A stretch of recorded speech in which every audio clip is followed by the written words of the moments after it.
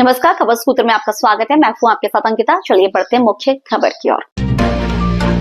मध्य प्रदेश में परिवहन घोटाले को लेकर कांग्रेस हमलावर है। मध्य प्रदेश जीतू पटवारी ने आज एक प्रेस कॉन्फ्रेंस में आरोप लगाया कि सौरभ शर्मा सिर्फ एक प्यादा है और सरकार इसमें शामिल बड़े लोगों को बचाने की कोशिश कर रही है। उन्होंने लोकायुक्त डीजी जयदीप प्रसाद के तबादले पर सवाल उठाते हुए कहा कि इस बात से समझ आता है कि सरकार की क्या मंशा है। बता दें कि आज कांग्रेस ने कहा है कि वो परिवहन घोटाले को लेकर सुप्रीम कोर्ट जाएगी। नेता प्रतिपक्ष उमंग सिंघार ने कहा कि सरकार इस मामले में लीपापोती की कोशिश कर रही है। वहीं मंत्री विश्वास सारंग ने इस मामले पर विपक्ष पर पलटवार करते हुए कहा कि जब हर स्तर पर जांच हो रही है तो उन्हें निष्कर्ष आने पर रुकना चाहिए। कांग्रेस प्रदेश अध्यक्ष जीतू पटवारी ने आज परिवहन घोटाले को लेकर आरोप लगाया कि जांच हो ही नहीं रही है। उन्होंने कहा कि ये 50-100 करोड़ का मामला नहीं है, ये 20,000 करोड़ की चोरी है। उन्होंने सवाल उठाया कि आखिर वो डायरी सामने क्यों नहीं आई है। जीतू पटवारी ने लोकायुक्त डीजी के तबादले पर भी सवाल उठाया और कहा कि इस समय बीच जांच में उन्हें क्यों हटाया गया है। कांग्रेस ने कहा कि इस घोटाले में सौरभ शर्मा एक छोटा प्यादा है और इसमें कई बड़े नाम शामिल है और सरकार उन्हें बचाने की कोशिश कर रही है। भोपाल से खबर सूत्र के लिए संजना प्रियानी की रिपोर्ट। 22 मार्च को होली के बीजेपी के प्रदीप अग्रवाल के भतीजे ने एक दलित को दौड़ा कर मारा। बीजेपी का विधायक है वो, उसका भतीजा है। वीडियो वायरल हुआ। अभी सागर में होलिका दहन के दिन एक दलित परिवार के साथी को होली में धकेल दिया और उसकी एफआईआर नहीं लिखी गई। ये ताजा घटना है जो भारतीय जनता पार्टी के चाल चरित्र और चेहरे को बताते हैं। मुरैना में दलित दूल्हे की बारात पर हमला कर दिया। अभी 25 फरवरी 25 में सीहोर में एक हत्या हुई दलित युवक की, ये भी फरवरी 25 में, जिसमें सामूहिक रूप से दलितों का बहिष्कार कर दिया पूरे गांव में। इधर ये मैं मानता हूं पूरी अलग अलग सागर की घटना हो जिसमें एक दलित परिवार की संदिग्ध अवस्थाओं में थाने में मौत हो गई हो, गुना की बात हो जिसमें दलित परिवार के सामूहिक रूप से जमीन पर कब्जा करने में भारतीय जनता पार्टी, पुलिस और ये अभी थोड़े दिन पहले की एक घटना थी।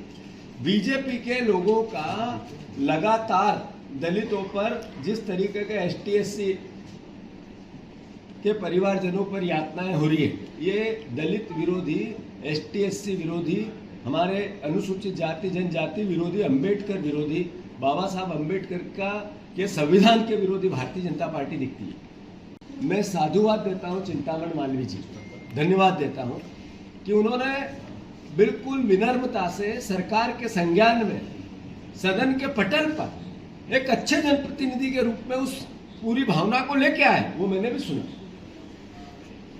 उसके खिलाफ भारतीय जनता पार्टी ने फिर प्रदेश और देश को बता दिया कि एक दलित परिवार का कोई जनप्रतिनिधि आवाज उठाएगा तो भारतीय जनता पार्टी उसको कुचल देगी। किसान के लिए किसी जनप्रतिनिधि ने आवाज उठाई तो भारतीय जनता पार्टी को यह सहन नहीं होगा। अभी दिल्ली में किसानों को जो आंदोलन थी उनके साथ यातनाएं हुई, सबने देखी। नरेंद्र मोदी ने लगातार 5-6 साल से जो किसानों का आंदोलन चल रहा था उसको कुचलते हुए सबने देखा। MSP की बात करते हुए किसानों ने जो मांग की, नरेंद्र मोदी जी ने उसको कई बार भाषणों में समर्थन दिया, उस पर एक शब्द भी नहीं बोला। आज तक 10 साल में सबने देखा, देश ने देखा। हमारे मध्य प्रदेश में शिवराज सिंह चौहान यहाँ के कृषि मंत्री है, उन्होंने गेहूं के, धान के, सोयाबीन के दाम की बात करके वोट लिए, एक शब्द भी नहीं बोले आज तक। वापस ये पूरे प्रदेश की जनता और किसान ने देखा।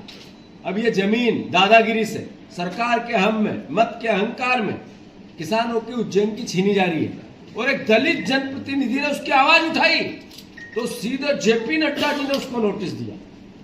JP नड्डा जी का नोटिस देने का क्या मैसेज है कि भारतीय जनता पार्टी दलित विरोधी है, भारतीय जनता पार्टी संविधान विरोधी है, भारतीय जनता पार्टी किसान विरोधी है। ये मैसेज एक बार फिर भारतीय जनता पार्टी ने दिया। किसान भाइयों, दलित भाइयों, हमारे खासकर अनुसूचित जाति जनजाति के परिवारजन, अगर यही बात कैलाश विजयवर्गीय करते तो क्या JP नड्डा उनको नोटिस देते?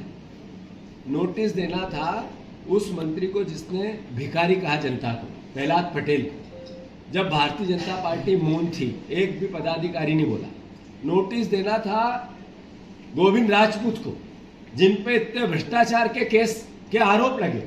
नोटिस देना था विश्वास सारंग को, जिसने नर्सिंग घोटाले में पिछले 5-6 साल से एक भी परिवार के बेटा ग्रेजुएट नहीं हुआ, बेटी ग्रेजुएट नहीं हुई, सब फिल फूल करने के बाद नहीं हुई। नोटिस इन भ्रष्टाचारियों को देना था, उनको नहीं दिया। नोटिस दिया चिंतामण मालवीय को, इसलिए कि उसने किसानों की बात कर दी। ये भारतीय जनता पार्टी का चाल, चरित्र और चेहरा है।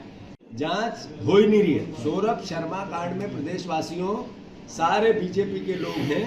ये 50-100 करोड़ का मामला नहीं था। ये मैंने पहले भी कहा था, 20,000 करोड़ की चोरी है।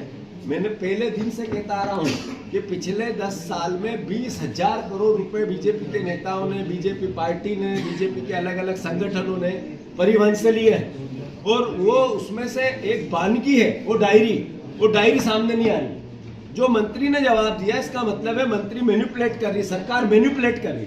और उसी कड़ी में ये जयदीप प्रसाद का तबादला हुआ। जयदीप प्रसाद का तबादला होना, फिर लोकायुक्त का जिस तरीके से सौरभ शर्मा के छापा डालना, जिस तरीके से वो गाड़ी में पैसा और सोना मिलना, फिर ईडी का आना, फिर ईडी के अधिकारियों का तबादला होना, फिर आईटी का आना। आईटी ने भी कोई कार्रवाई नहीं की। ये मैसेज 4 महीने में। भारतीय जनता पार्टी की चोरी सर्वविदित होती है, बेनकाब होती है। सरकार लुटेरों की बन गई है और चोरी को दबा रही है, जनता डोमेन में नहीं आ रही है। ये मैसेज सहकारिता का जो इतने 15-20 साल हो गए हैं, इसके अंदर चुनाव नहीं हुए। हम चाहते हैं कि सहकारी समितियों को चुनाव हो, हर किसान को सस्ता सुलभ बीज मिले, लोन मिले, खाद मिले। सरकार पीछे के दरवाजे से इन सहकारी समितियां, प्राथमिक सहकारी समिति जो किसान हर गांव का जुड़ाव है, उसको बड़े उद्योगपति, बड़े व्यापारियों के हाथ में देना चाहती है। अगर ऐसा होगा तो निश्चित तौर से उस किसान को ना खाद समय पे मिलेगा, ना लोन समय पे मिलेगा, ना उसको। मैं चाहता हूं कि सरकार इस पे तत्काल, जिस प्रकार से विधानसभा में इन्होंने एक पक्षी करा, इनने आम जनता की बात नहीं करी। हमने मांग करी कि प्रवर समिति विधानसभा समिति को दिया जाए, लेकिन ये मनमानी चाहते हैं। आप प्रदेश के किसानों की बात सुनना नहीं चाहती भारतीय जनता पार्टी।